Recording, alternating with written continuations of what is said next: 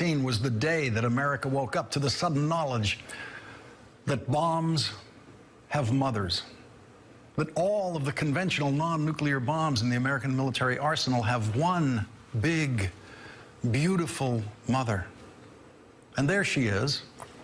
The bomb's official name for bookkeeping purposes in the military is the GBU-43. The letters on the side of the bomb describe its function, what you can expect from it: massive ordnance air blast. But the military doesn't want us to call it the GBU-43 or the MOAB. Names are important to the military. They name their bases after war heroes, after generals, including generals who've committed treason by fighting in the Confederate Army against the United States of America. The biggest U.S. military base in the world, the one with the biggest military population, is in Fort Hood in Texas, named after treasonous Confederate General John Bell Hood. But the military's most important names, the names that are designed to deliver a message, sometimes subliminal, sometimes very direct, are the names of weapons. The military's best names for weapons humanize the weapons.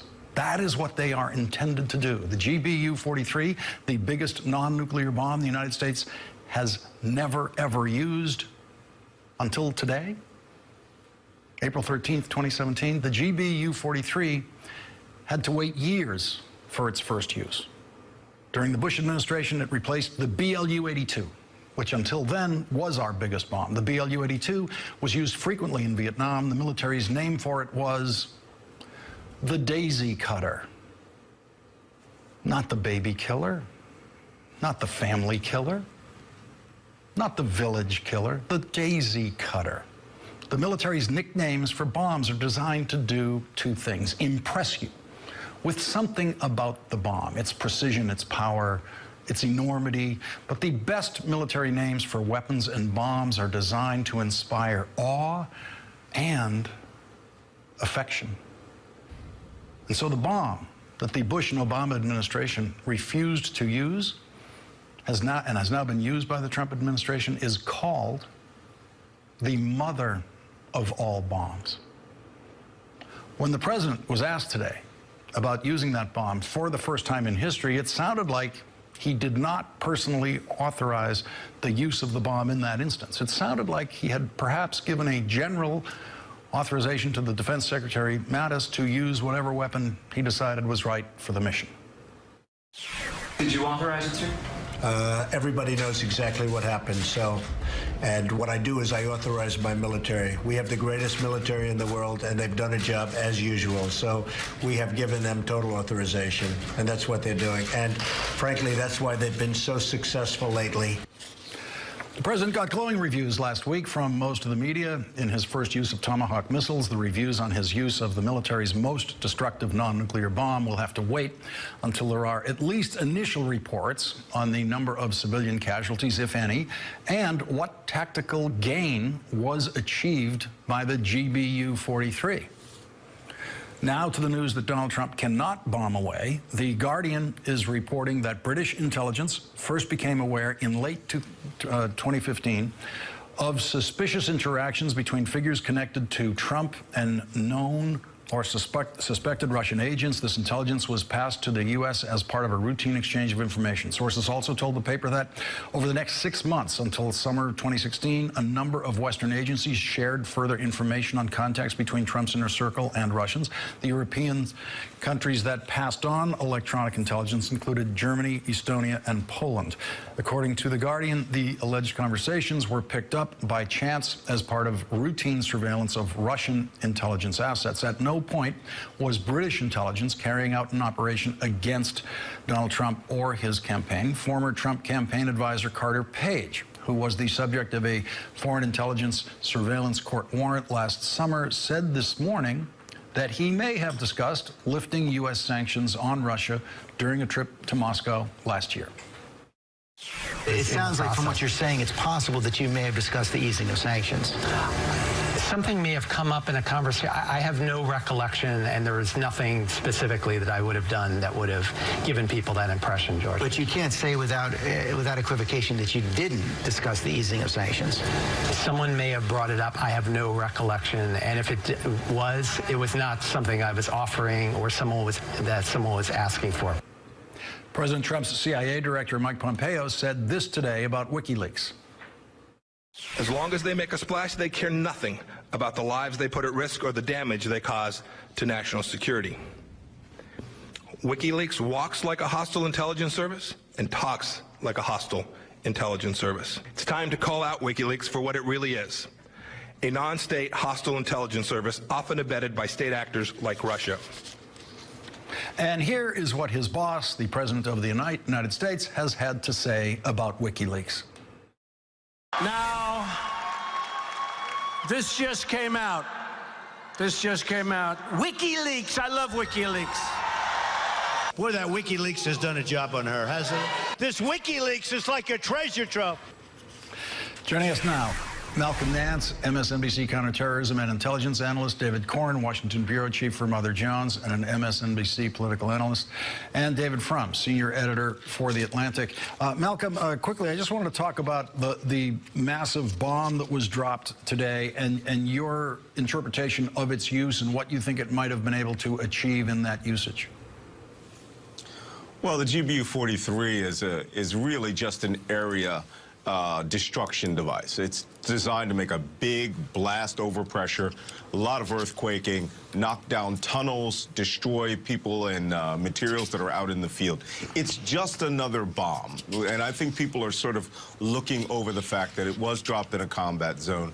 A B-52 carrying, 32 JDAM bombs could have caused much more devastation with much more precision. The Air Force wanted to use this device, and they did. David, from the reports today that it wasn't just the British who were picking up something involving Trump world and the Russians. Estonia, Poland, it sounds like there was a lot to pick up. And the Poles have a particularly sophisticated intelligence service and have been they've been very interested above all in the Ukraine case. Poland and Ukraine are neighbors with deep historical relationships. Poland maintains many more consulates in Ukraine than the United States does, and it knows a lot about the career of Paul Manafort. And that name would ring some very noisy alarm bells in Warsaw. David Corn, the way we just heard the CIA director talk about WikiLeaks compared to the way the president has talked about WikiLeaks. It's another one of those moments where you see that, at least in the instance of his choice for CIA director, there's no inhibition about saying things today. I mean, you had to know, if you were the CIA director and you anticipate other human beings' reactions to things, you had to know that I and others were going to put those two hunks of video together tonight, that what he had to say today about WikiLeaks and what Donald Trump said about WikiLeaks during the campaign. Well, it's all very head-spinning, because during the campaign, Pompeo himself was putting forward on his Twitter feed and his campaign account information coming from WikiLeaks. So by his own definition, he and the guy he works for, who happens to be the President of the United States, were in league with the WikiLeaks operation, which was, of course, his own predecessor says, was part of a Russian clandestine operation to subvert the American election. So if you really start thinking about what he says, it is mind-blowing. And you know what? Maybe we should have a congressional investigation. Maybe. I don't know. That's crazy talk. But nevertheless, it is so absurd that, because at the same time, Donald Trump still says this is all a hoax. Malcolm Nance, you've literally written the book about this, about the Russian influence in this election and what they were up to. Just give us your assessment about the last 24 hours of new information. Well, I'm afraid to say this is what separates intelligence officers from journalists. I wrote this almost 7 months ago now, that if you were ever going to get a scoop with relation to information coming out about the Trump administration's activities related to foreign intelligence, it was going to come from a foreign intelligence agency. Pretty sure that I said Estonia would be the first one, because, as we learned, they have very close ties with the United States and other allied nations, and they're very, very good at certain types of special intelligence. That's what we call signals intelligence. And our sister agency, GCHQ and DGSE in France, they have a vested interest in knowing what's going on there.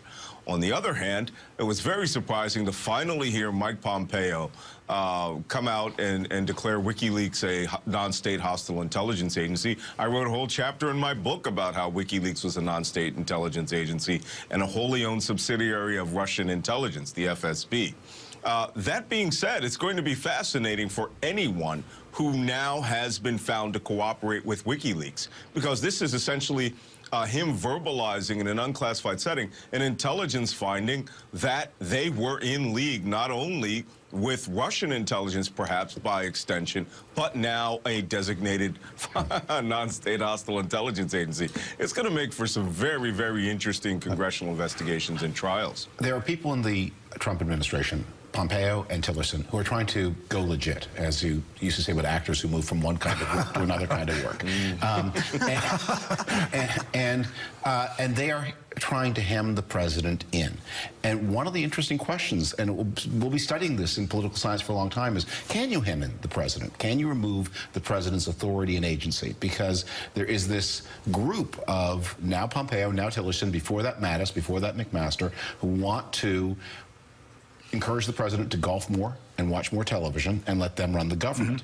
In other circumstances, that would look like a rather sinister thing. In this circumstance, it may look like the second best option. And David, go ahead, David. I was just going to say, the question is, can they really wipe off the stench of Donald Trump's campaign, and if not the collusion encouraging this Putin operation to subvert American democracy? I mean, they all admit that it happened. Tillerson's admitted it, Nikki Haley's admitted it, Mike Pompeo said it today, while the president keeps denying that anything of the sort happened, and Roger Stone's out there pushing conspiracy theories on this network and others. And so can they kind of act as if they're legitimate, even when they're working for a fellow who denies the original sin of this administration and who still continues to say things that make no sense? I think the answer to that, David, would be from a moral point of view, maybe not. From a practical point of view, everybody has to be less fussy. Malcolm Nance, isn't it a question of what are they saying from this point forward? I mean, when you look at what Tillerson was saying the week before the chemical attack in Syria, he seemed like he hadn't even found his way around the office yet and didn't have the vaguest idea what a reasonable talking point sounded like on Syria, saying he was going to leave it to, what, the democratic expression of the Syrian people, what would happen to Assad. Everything he has said since the chemical attack has been a strong statement about both Syria and the Russian involvement in that, including him speculating that Russia could possibly have known about it before the fact. So is it one of those things where, like with Pompeo today, you pick a spot and you say, we're going to start watching him from here forward and see what he does? Well, yes, because prior to last week, things were pretty rudderless in the White House, and that rudderlessness came from the palace intrigue that was going on between Jared Kushner, Steve Bannon, Donald Trump jumping in both feet in certain things. But now you have General McMaster and you have the Secretary of Defense, Mattis, giving strong indications that there has to be a certain way. Most interestingly is Nikki Haley, as UN ambassador, has been far ahead of even McMaster and Mattis in the strength of her statements about Russia and Syria. And so now it appears that it's coming together, at least on these 2 points, even though, as I contend, the attack on Syria was a complete wash. I mean, we didn't destroy anything. We didn't destroy chemical weapons. We just showed that we know how to turn the key and launch cruise missiles. So I think that the White House, in some respects, is coming together. And if these threats and statements about North Korea are true, as we're going to talk about a little later, they had better get their acts together, because this is the sort of talk that will bring this nation into war or to a crisis that will, resemble the paces to war. David, when you talk about hemming in a president, that has been done in the past. in a more subtle way. It just, the advisors would basically, the experts in the area, defense, whatever it was, would present a set of possibilities, only one of which looked possible and the others just weren't. And so that was always the traditional way if the advisors were trying to hem in the president. Well, there's a more extreme way, which you'll remember from the history. James Schlesinger, in the last days of Watergate, telling the Nuclear Command, by the way, I'm putting myself as Secretary of Defense into the Nuclear Command. If you get any funny orders from the president, just run them past me. This is when President Nixon was up late at night in the White House drunk and approaching the point of being forced to resign. His Secretary of Defense said, don't take any nuclear orders from him in the middle of the night. Right, unless you've cleared them with me. So presidents can be hemmed in. The question is, how many weeks did that occur over, the Schlesinger Convention? Relatively short period of time. Can you do it over 4 years? Probably not. In the end, the president fires all of these people. One of the things that Donald Trump has displayed is, and he's done it now to his White House staff, Steve Bannon and others, he doesn't like it when anyone near him gets too big. And right now, Mattis is very big, and Tillerson is getting bigger, and Nikki Haley in particular is getting very big. How will the president feel about that tomorrow, next week, the week after that? David Corn, isn't that a matter of how Saturday Night Live treats it? If Saturday Night Live says Nikki Haley is the brains of the Trump White House, and then that's when the clock starts ticking? Yeah, so I would amend David's astute observation. It's not how people around Donald Trump getting big, it's how it's portrayed and perceived. And because that's really how he views the world. He views the world and how the world is viewing him. The reality doesn't matter as much. And if we talk about hemming in and McMaster's getting his hands around the National Security Council and Mattis being addled, we see, Malcolm alluded to this too, that it only takes Trump 7 seconds to say something, or even less seconds to tweet something about North Korea or something else that can be incredibly destabilizing. So you can hem in a guy to a certain degree, but when he's up at 6 in the morning, I don't think Mattis or McMaster's or even his wife are looking over his shoulders. So there still is a lot of instability there. Should NBC have like some kind of corporate ethics officer in the Saturday Night Live writings room saying, please don't say anything about Nikki Haley that over-magnifies her role? No corporate interference there. But maybe like for the sake of the country, they should. Like, we don't want those jokes. We're going to have to leave it. They're all patriots at SNL. They're all patriots. That's correct. They're right upstairs. David Frum, great to have you in the studio for a change here in New York. A pleasure. David Corn, Malcolm Nance, we're going to need you later. Coming up, NBC News exclusive reporting that the Trump White House has a plan for a preemptive strike on North Korea. And the Democratic candidate in Georgia in that special election for a House seat has a huge lead in the polls. That's a seat that has been Republican for 38 years. That candidate's going to join us later.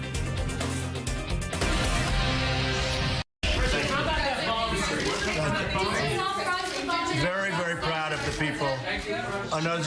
Really another successful job. We're very proud of our military. Just like we're proud of the folks in this room, we are so proud of our military, and it was another successful event. Joining us now, Ruben Brigidi, former ambassador to the African Union and Deputy Assistant Secretary for State for African Affairs. Back with us, David Corn. And Ambassador Brigidi, I want to get your reaction to the use of this bomb today. You've studied the aftermath of bombings, especially as it affects civilian casualties and other unintended consequences. What do you expect to find when we finally see the results of this bomb? Well, Lawrence, the first question is, what was the target, and why was the target necessary to be attacked with this particular weapon? And then the second question is, what was the calculus that the military made with regard to the potential impact of civilians in that area? The GBU-43, the so-called mother of all bombs, is an 11-ton weapon that has blast effects that go well beyond a mile, and it's frankly hard to imagine a circumstance in which you could drop a weapon like that without having any consequences whatsoever on civilians. So I'm very interested in asking the questions about what exactly was the target and how did the military make the calculation that the attacking that target would be worth whatever potential impact it would be on civilians. And Ambassador, do you sense that there, in the decision to use this particular bomb, that there was an intent to deliver a message with it that this bomb delivers? Because Malcolm Nance has mentioned in the previous segment that you could have done the same destructive work with other devices. Well, there certainly could be some sort of signaling or psychological impact on with the use of that weapon, although one would expect that that desired effect would have been taken, and the decision, if that were the case, would have been taken at a higher level. It could be there are particular aspects about the contours of the target that were being attached, but that's the problem. We don't know. For an unprecedented use of a weapon like this, there are certainly more questions than answers, and as they say, asking the question, what exactly was the target that justified this kind of weapon, is something that I think we simply need to have a response about. Let's listen to what Secretary of Defense Rumsfeld said when this bomb was first being brought online for the military and first being tested. He was asked about this new bomb. Let's listen to this. Is there a psychological component to this massive new bomb? There is a psychological component to all aspects of warfare. The goal is to not have a war. The goal is to have the pressure be so great that Saddam Hussein cooperates. Short of that, an unwillingness to cooperate, the goal is to have the capabilities of the coalition so clear and so obvious that there is an enormous disincentive for the Iraqi military to fight against the coalition. David Corn, the bomb was available to the Bush administration. It was available to the Obama administration every day. They chose never to use it, and we have yet to find out exactly what went into the decision for the Trump administration to use it and whether the president even knew that it was being used before it was used. Let's start with the principle, the assumption that the people who were bombed know they were bombed. And so nothing that happened is a secret to them. They know where they were. They know what happened. And so I think the American public is now owed similar information. As the ambassador said, what was the intended target? And then did it hit the intended target? Why was this weapon needed when other alternatives were not used? And what can we learn about the civilian casualties and collateral damage, as they euphemistically call it? So using, I understand that dropping X number of other weapons might have caused the same impact, and so this one weapon, we can get maybe overly overwrought about it, but I still think since they used it for the first time, that these questions should be answered, and I don't see any reason why the American public can't get these very simple answers. It's a $15 million bomb, so that's what they dropped from that plane. It was $15 million. Ambassador Brigidi, why did the Bush administration, the Obama administration, decide to never use that bomb?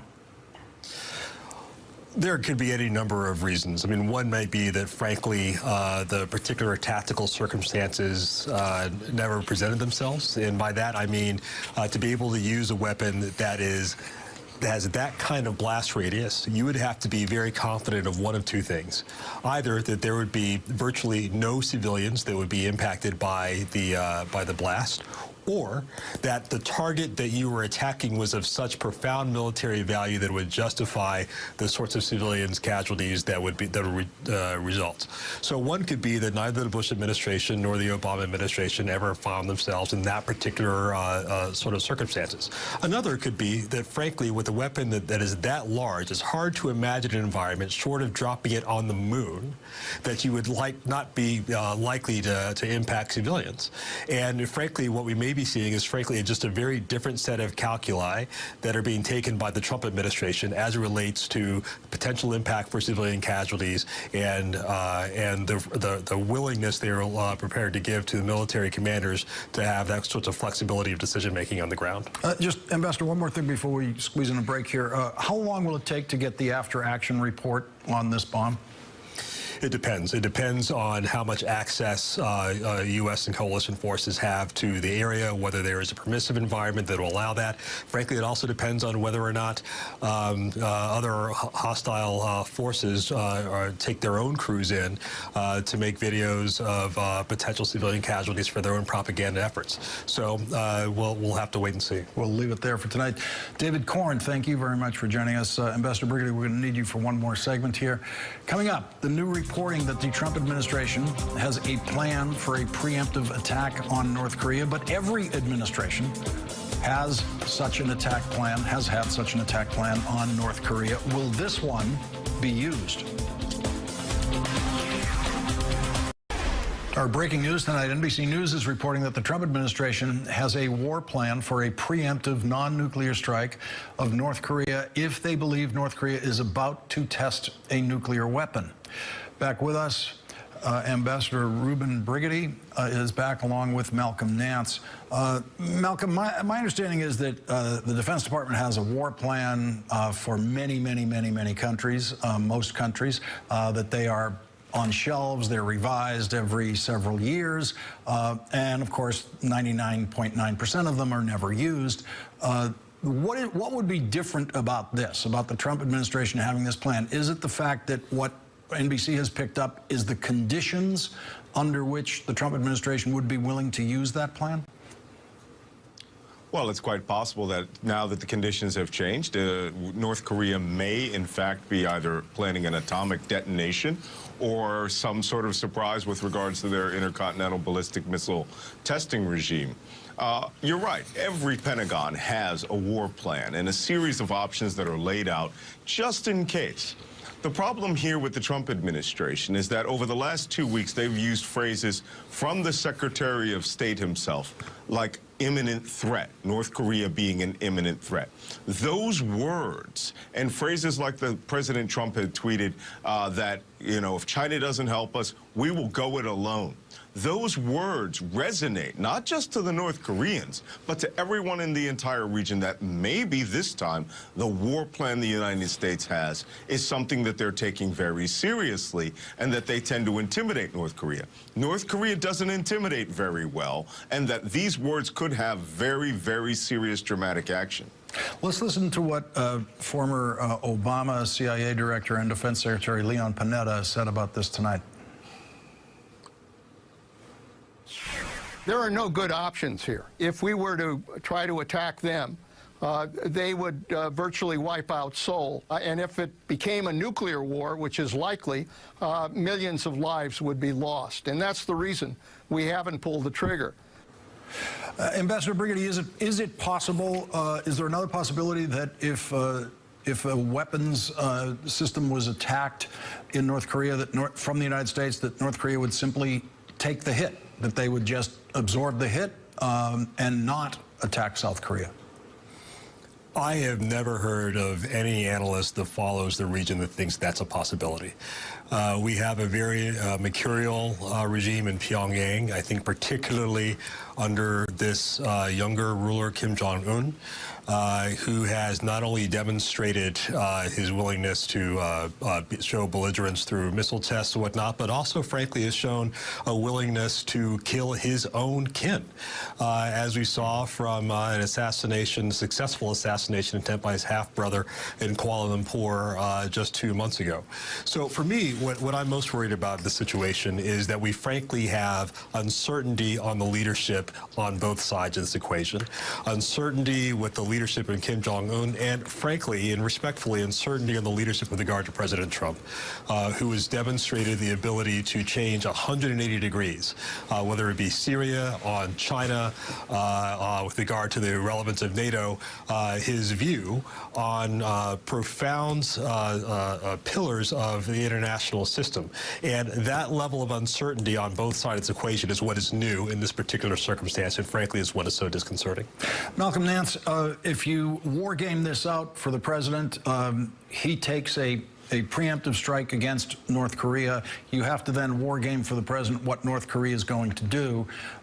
Would there be anyone war gaming that in the Pentagon or in the White House with any credibility saying that no South Koreans would then be killed by North Korea? Well, yes, we've been red teaming this, war gaming this since 1953. And in every scenario, like the ambassador said, North Korea, you know, they have this proclivity towards moving to the extreme. And for them, sinking a vessel, coming out, you know, interdicting commercial and naval traffic throughout the Sea of Japan, or launching thousands of rockets into South Korea. That's the way that they red team this game. They understand and they know that America knows that the only options here when given this, and this is why Leon Panetta was so distraught in his words, is that they have the option of creating massive numbers of casualties in South Korea, whether it's going out and engaging on a military force. But let me tell you one last thing, and you know, this isn't my usual area of expertise, you know, in the Western Pacific. However, there's one thing that I do know. North Korea is so dug in with their weapon systems since the Korean War, since 1953, when it ended, that the only way you're going to get rid of that nuclear program is to burn it out with a nuclear bomb.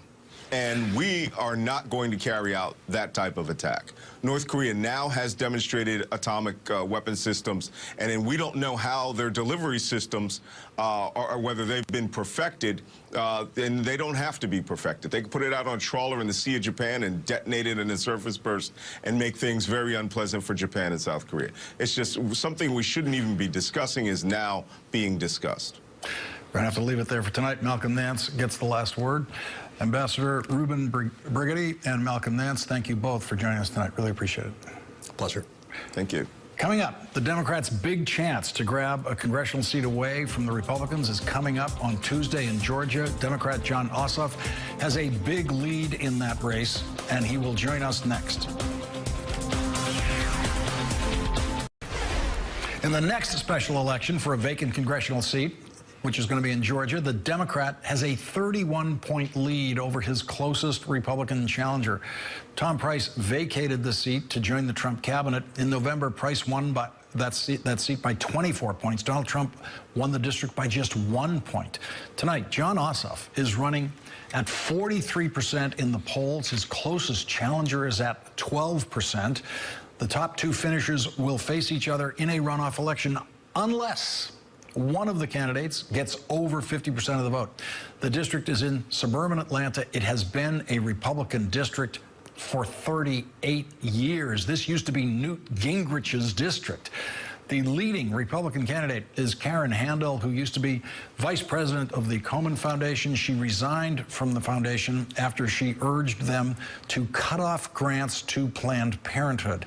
Today, at an event closed to the press, President Trump quietly rolled back protections for Planned Parenthood, signing a bill that will allow states and local governments to withhold federal money to Planned Parenthood. Democrat Jon Ossoff. Mr. Flake, why is it that in Germany we have had a universal health care system since...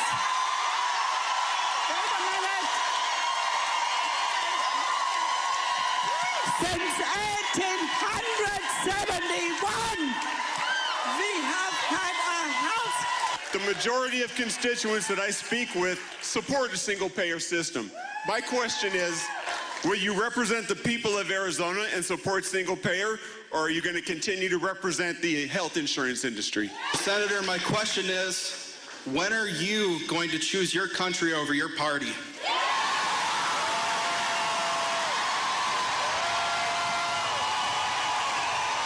That's Republican Senator Jeff Flake at a town hall meeting in Mesa, Arizona tonight. It is still happening. That's a live image of what's going on there right now.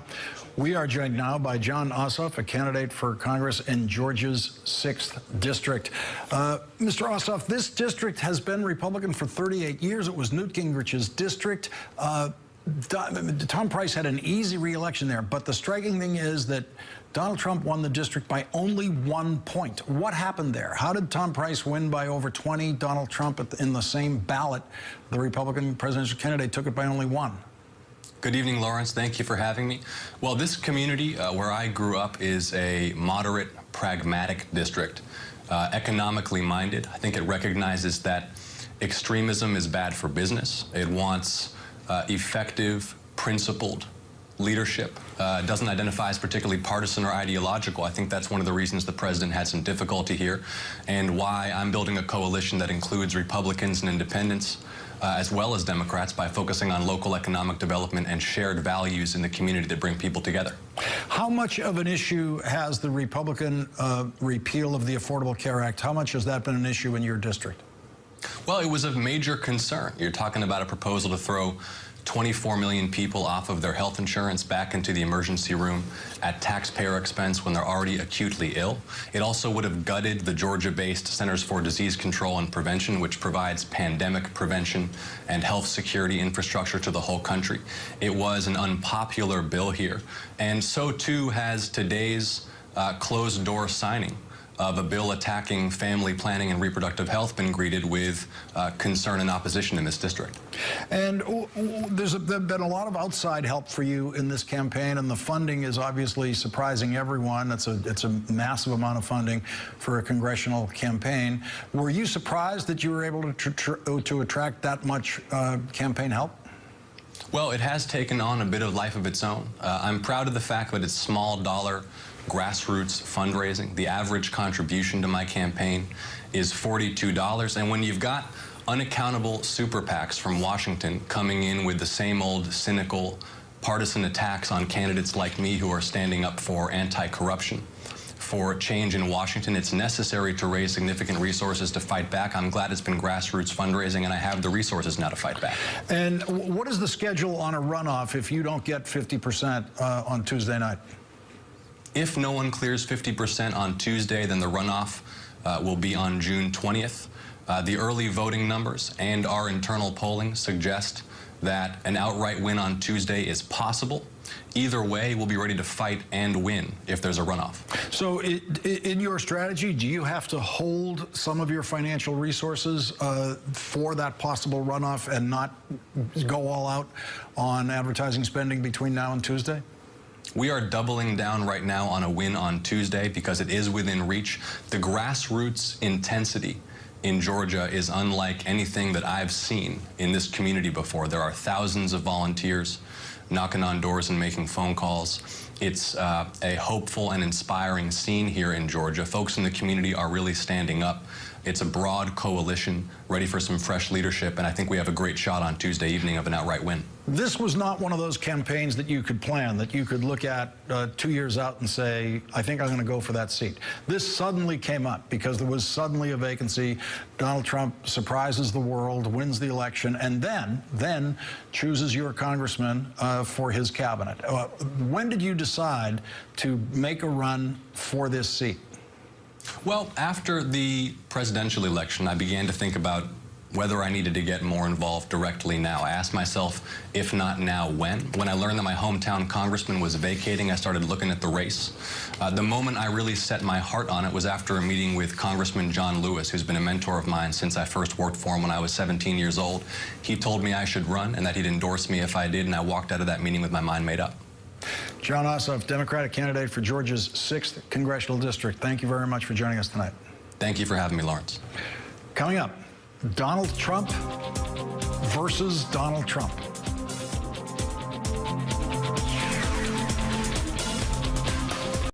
And now for tonight's episode of Donald Trump versus Donald Trump.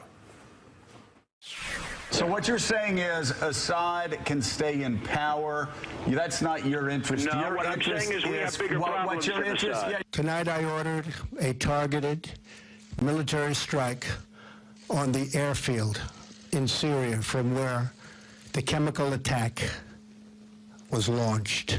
I'm going to instruct my Treasury Secretary to label China a currency manipulator, the greatest in the world. In an interview with the Wall Street Journal, Mr. Trump said his administration won't label China a currency manipulator in a report due this week. I'm right about NATO.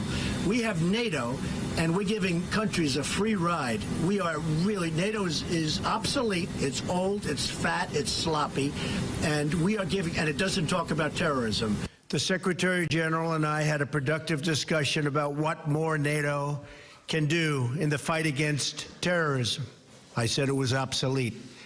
It's no longer obsolete. When I see a story about Donald Trump didn't fill hundreds and hundreds of jobs, it's because in many cases we don't want to fill those jobs. You have 600 open jobs, though, that you can appoint. What's going on? Well, a lot of those jobs I don't want to appoint because they're unnecessary to have. I am waiting right now for so many people. You're understaffed. Hundreds and hundreds of people. And then they'll say, why isn't Trump doing this faster? You can't do it faster because they're obstructing. They're obstructionists.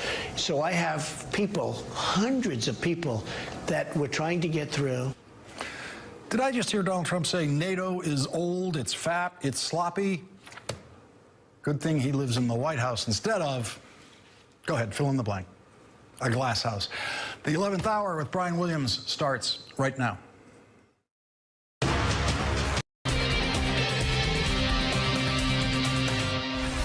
And so today, April 13th, 2017, was the day that America woke up to the sudden knowledge that bombs have mothers, that all of the conventional non-nuclear bombs in the American military arsenal have one big, beautiful mother. And there she is. The bomb's official name for bookkeeping purposes in the military is the GBU-43. The letters on the side of the bomb describe its function, what you can expect from it: massive ordnance air blast. But the military doesn't want us to call it the GBU-43 or the MOAB.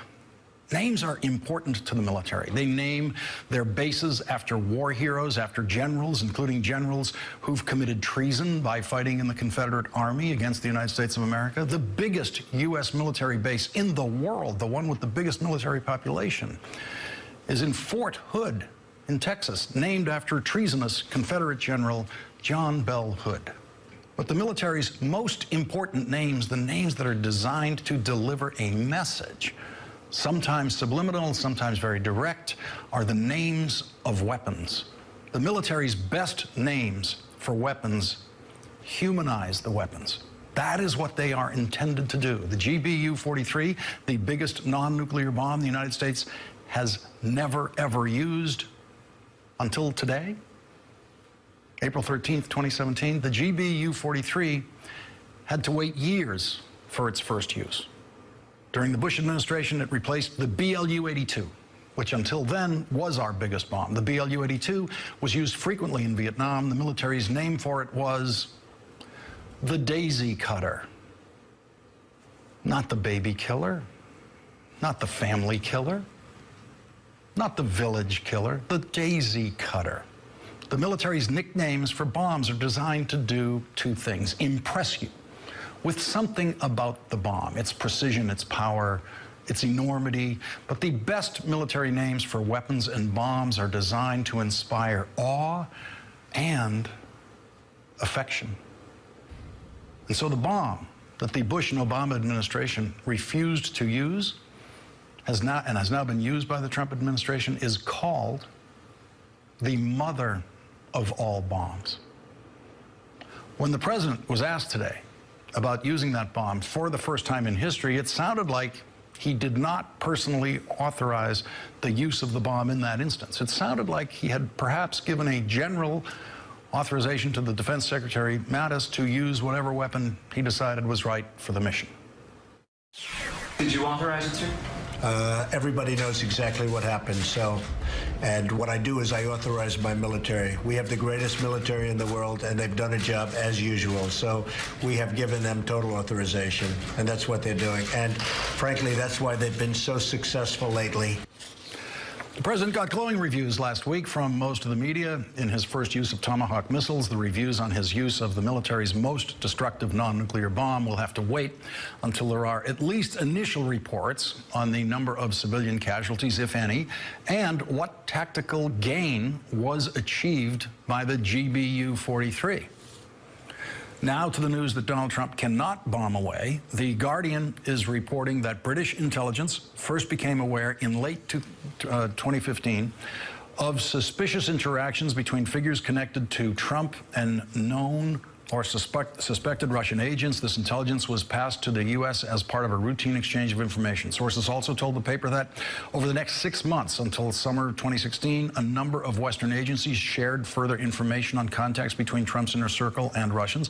The European countries that passed on electronic intelligence included Germany, Estonia, and Poland.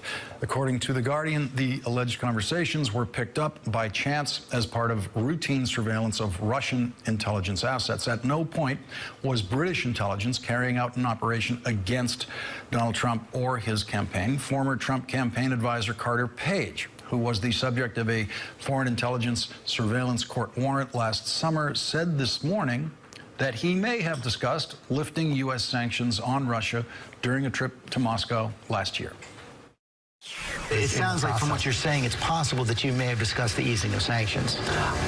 Something may have come up in a conversation. I have no recollection, and there is nothing specifically that I would have done that would have given people that impression, George. But you can't say without equivocation that you didn't discuss the easing of sanctions. Someone may have brought it up. I have no recollection, and if it was not something I was offering or someone was asking for. President Trump's CIA director, Mike Pompeo, said this today about WikiLeaks. As long as they make a splash, they care nothing about the lives they put at risk or the damage they cause to national security. WikiLeaks walks like a hostile intelligence service and talks like a hostile intelligence service. It's time to call out WikiLeaks for what it really is: a non-state hostile intelligence service, often abetted by state actors like Russia. And here is what his boss, the President of the United States, has had to say about WikiLeaks. Now, this just came out. WikiLeaks. I love WikiLeaks. Boy, that WikiLeaks has done a job on her, hasn't it? This WikiLeaks is like a treasure trove. Joining us now, Malcolm Nance, MSNBC counterterrorism and intelligence analyst, David Corn, Washington bureau chief for Mother Jones and an MSNBC political analyst, and David Frum, senior editor for The Atlantic. Malcolm, quickly, I just